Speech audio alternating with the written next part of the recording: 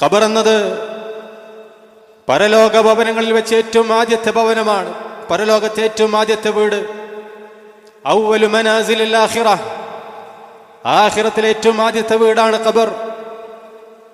ആ ഇടുങ്ങിയ കുഴിയിലേക്ക് മയ്യിത്ത് വെക്കപ്പെടും, അതിനുമേൽ മണ്ണിട്ട് മൂടപ്പെടും.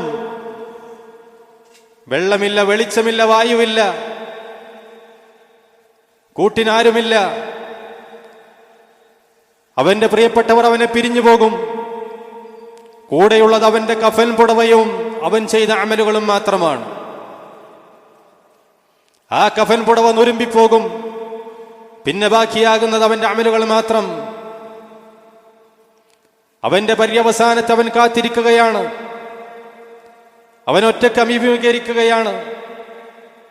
അത് ഖൈറാണെങ്കിൽ അത് അവന് ഖൈറാണ്, അവന്റെ പര്യവസാനം അവന് ഷർറാണെങ്കിൽ അവന് ഷർറാണ്.